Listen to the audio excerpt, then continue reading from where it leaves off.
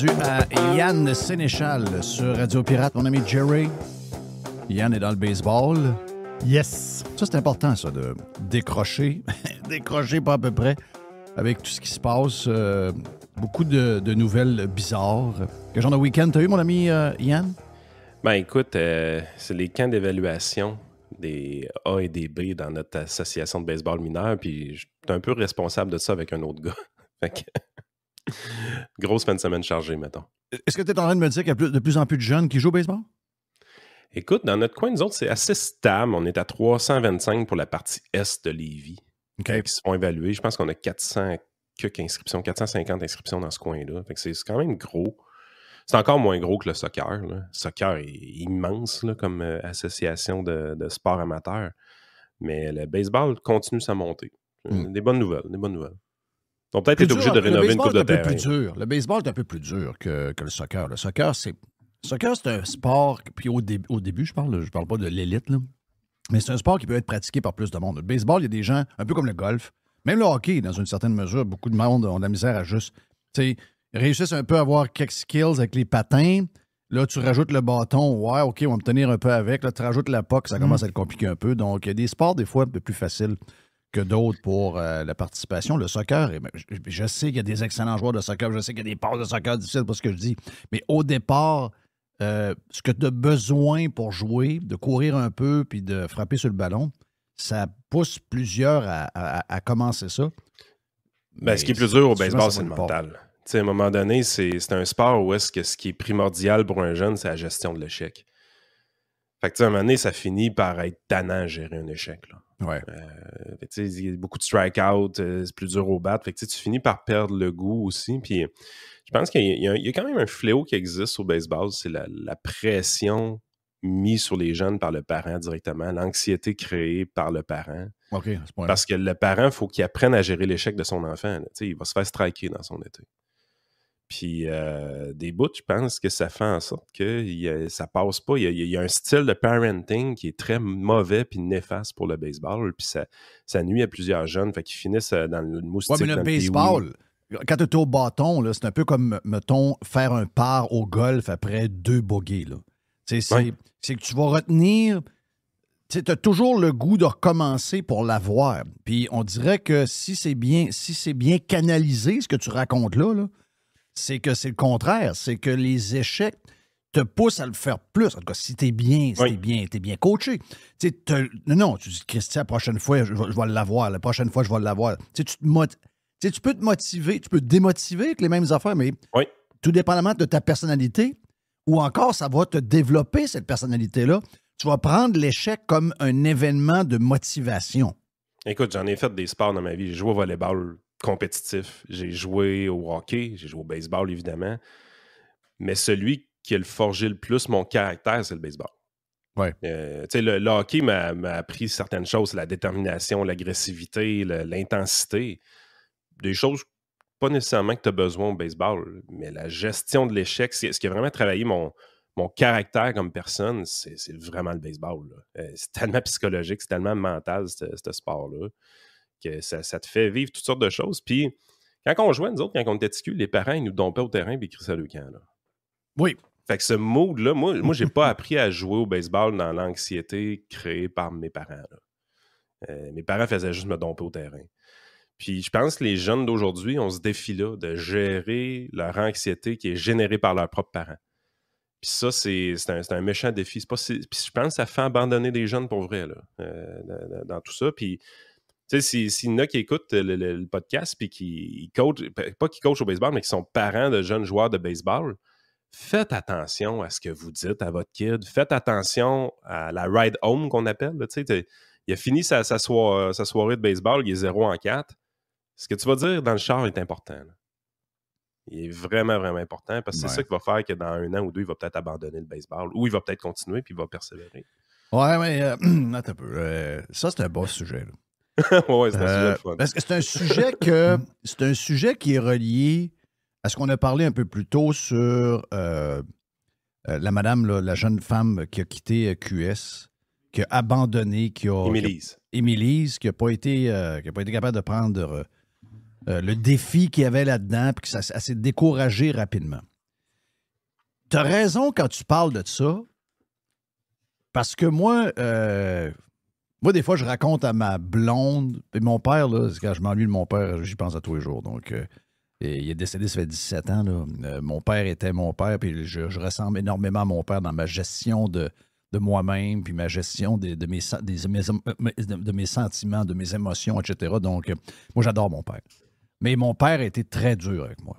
OK? Puis, mon père était très sévère avec moi, surtout jeune. Puis, il m'a coaché au baseball. Je jouais au baseball jusqu'à la fin du midget. Rendu junior, j'ai arrêté parce qu'il a fallu que je choisisse parce que je travaillais puis un paquet d'affaires puis je jouais au hockey pareil. Mais le baseball a été une bonne école. Mon père, une couple d'années, me coachait, il était dur avec moi. Parce que c'est ça, il était dur parce que moi, j'ai toujours un caractère dur, mais il était bon dans mon histoire de caractère. Mais la place où il était le plus dur, c'est dans ce que tu racontes là. Le plus dur, ça a été dans l'auto après le hockey. Même après une victoire où, ce que, mettons, on a gagné 5-3, puis j'ai 3 buts, une passe, mon père prenait du temps pour venir... Tu sais, mettons, il va dire, ouais, ça n'a pas été beau, hein, dans la zone, à un moment donné. Tu sais, mon père était très... Je veux dire, mon père était très exigeant. tough, très exigeant. Puis... Jeune, je me rappelle comme c'était hier. Tu sais, des fois, je raconte des bouts à ma blonde. Ma blonde m'a dit, voyons, Chris, Gilbert a dit, il était intense. Mais sais-tu quoi? Ça m'a formé pareil.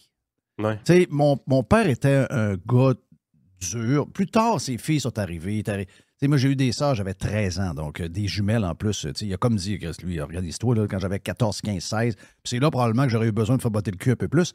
Mais avant ça, là, ça l'a ramolli un petit peu, mettons. Oui, ça l'a ramolli un petit peu, mais avant ça, je suis obligé de te dire que tu as raison dans ce que tu dis. C'est sûr que ça a des effets.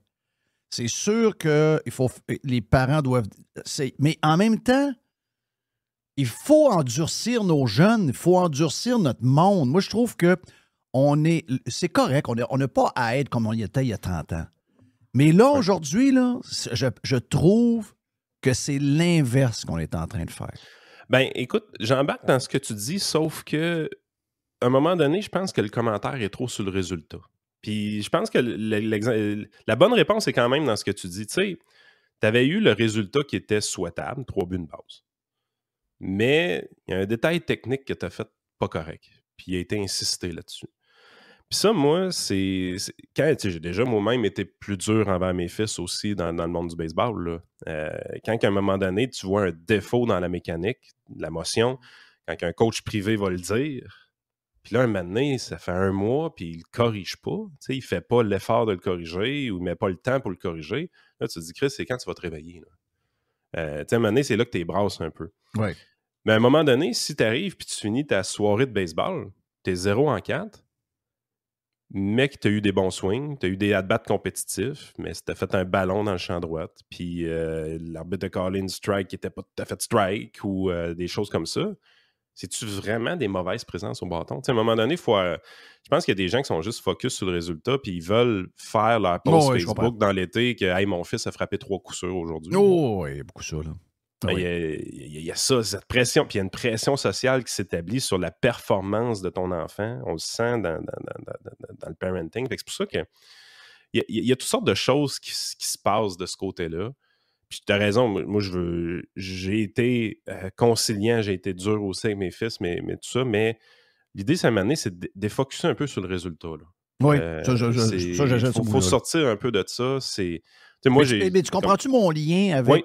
Tu sais, parce que c'est ça que j'ai retenu du texte Facebook de Émilise. C'est qu'elle s'est découragée vite, là. Ben, ça peut pas mal. La vie, c'est pas ça, là.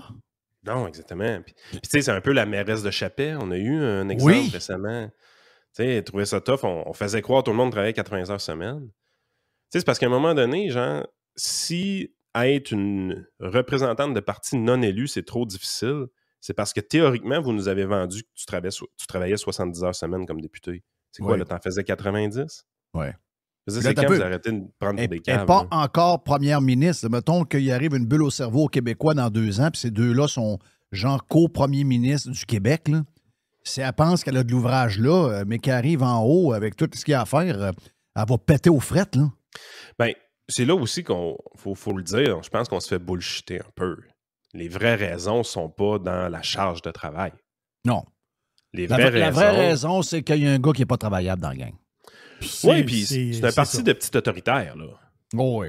Je veux dire, les petits et les petites autoritaires dans ce parti-là, ça court les rues, là. C'est du monde qui veulent... C'est des gens qui sont persuadés que leurs choix sont les meilleurs puis ils veulent imposer leurs choix aux autres. C'est ça, être communiste? Hein? Oui. Vous n'allez pas me dire que c'est pas ça, c'est exactement ça. Fait que c'est des gens qui ont une personnalité autoritaire. Les filles, c'est des germaines, puis les gars, c'est des control freaks. OK? C'est ça, la personnalité type d'un solidaire. Là. Allez pas me dire que c'est autre chose. C'est exactement ça.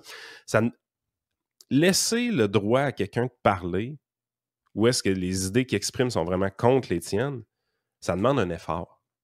Puis c'est un effort que les petits autoritaires sont pas capables de faire. C'est quoi cette affaire-là, d'ailleurs? Parce qu'on en jasait sur l'histoire de Patrick Provost avec Jerry. Comment ça se fait que cette gang-là, là, plus communiste, plus marxiste, très loin à gauche, comment ça qu'ils sont pas capables de dialoguer? Tu sais, je veux dire, on a nos défauts, là, les gens plus conservateurs, les gens plus droite, centre-droite, etc. On a un paquet de défauts. On est boring puis pourri en marketing. Oui, ça, c'est le gros défaut, mais au moins, il y a quelque chose de lequel je suis fier, parce qu'on peut être dur avec nous-mêmes et se frapper dessus, mais il y a une chose qu'on est fier, c'est qu'on est bien avec tout le monde alentour de nous autres qui arrive avec plein d'affaires. On passe des commentaires, on peut rire d'eux autres, on peut les attaquer sur le fond de leurs pensées, etc. Mais je veux dire, il n'y a personne qui veut éliminer celui qui ne pense pas comme nous. Mais de l'autre bord, c'est comme un automatisme, ça là. C'est comme, tu ne penses pas comme moi, va-t'en. Je te sors. Ça, on l'entend, moi, que je l'entends. Il n'y a pas une journée, moi, quelqu'un ne me dit pas qu'est-ce que t'attends pour crisser ton camp. Les autres, ils veulent qu'on sac notre camp. Ils veulent pas que. Ils veulent aucune diversité d'opinion. Ça, c'est spécial, pareil. Écoute, je pense que c'est Foglia, un moment donné, dans un de ses textes, qui disait en dedans de chacun de nous, il y a un curé puis un policier. Puis, honnêtement, je suis obligé de te dire que c'est vrai. On en a une voix autoritaire en dedans de nous. Quand le monde nous font chier puis ils prennent des décisions stupides, qu'est-ce qu'on a le goût de faire? On a le goût d'essayer de les convaincre. On a le goût d'essayer de dire « Hey, t'es dans le champ, je vais t'expliquer pourquoi. » Mais à un moment donné, on finit tout par abandonner puis se dire « OK, t'as le droit à ton opinion, t'as le droit de prendre cette décision-là. Je trouve que c'est une décision de cave, j'ai le droit de te juger, mais écoute, c'est ta vie, c'est ta liberté. » Je pense que c'est là que les gens un peu plus à droite, un peu plus favorables à la liberté, on l'a, notre voix autoritaire en dedans de nous, mais on finit par la faire taire. On dit ta gueule, le gars a le droit de penser ça, le gars a le droit d'émettre ça comme opinion. Mais il y a des gens qui sont incapables de faire taire cette voix-là autoritaire en eux.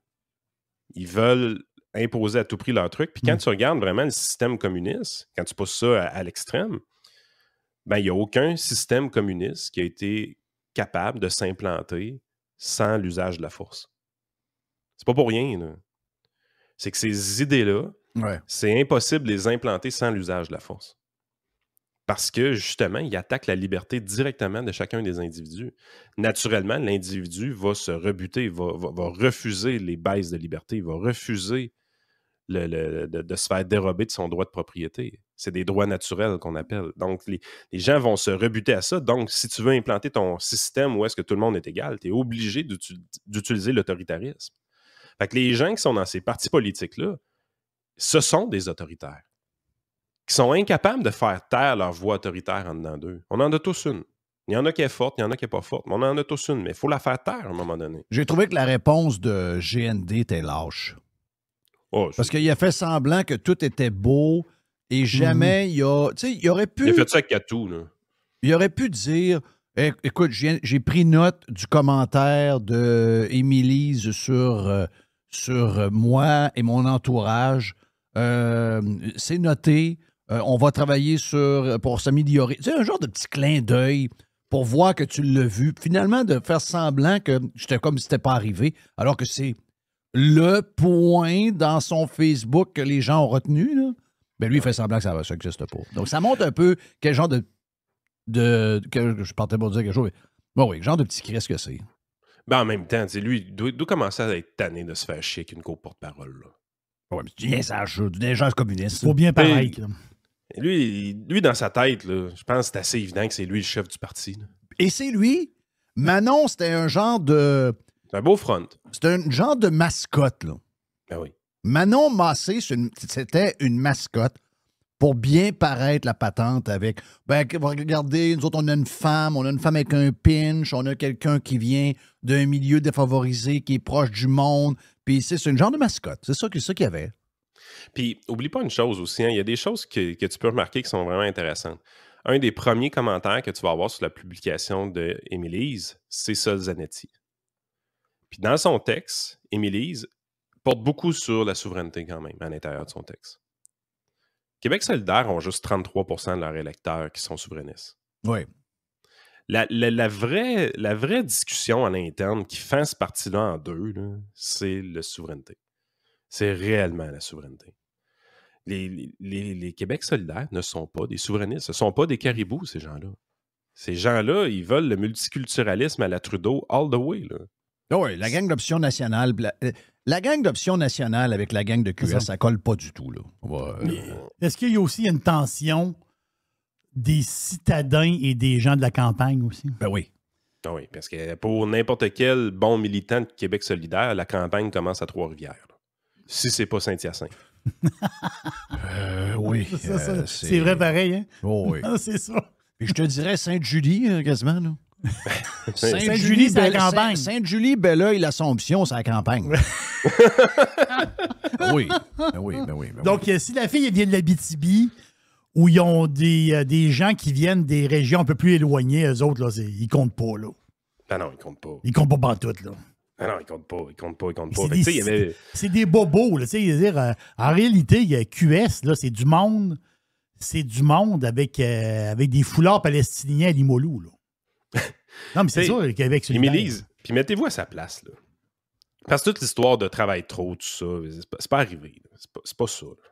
L'histoire, c'est... Elle était contente, elle était porte-parole. Fait qu'en tant que féministe, elle, dans sa tête, elle se voyait égal à égal avec GND. Oui. Parce que officiellement, ces deux postes-là sont des postes égaux. Donc, elle se voyait participer aux discussions, participer aux négociations, participer aux prises de décision. Finalement, la première chose qu'elle se rend compte, c'est quand elle sort de ces lignes scriptées par le parti, on lui fait des reproches. On lui dit, là, c'est pas ce que tu penses qui est important, c'est ce que le parti pense. Puis, ouais, mais le parti pense, comment je fais pour savoir si c'est quoi que le parti pense si je participe pas aux réunions? Mais tu vas dire ce qu'on dit de dire, puis c'est tout. Elle s'est rendue compte que le rôle de co-porte-parole féminin dans ce parti-là, c'était le rôle de mascotte. Oui, c'est le rôle de mascotte. Ben oui. Elle fait chier. Ben oui. Ah oui, elle s'est fait fourrer. Elle s'est fait fourrer. Ben, elle l'a dit un peu, elle l'a dit un peu dans son genre de Facebook. Là, elle a dit, je ne veux pas trop parler pour ne pas nuire au parti. C'est ça qu'elle a le goût de dire. Elle a le goût de dire, il y a une parure qui est fake. Il n'y a pas de co-chef, il y a un chef. C'est ça. C'est tout.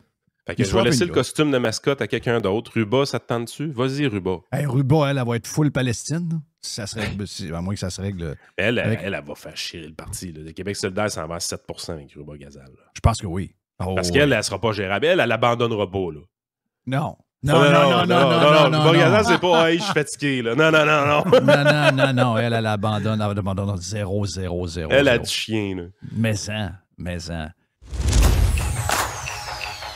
Ben, merci pour Yann Sénéchal. Vous voulez plus de Yann? Eh bien, allez sur Radio Pirate Prime. Allez vous abonner sur radiopirate.com.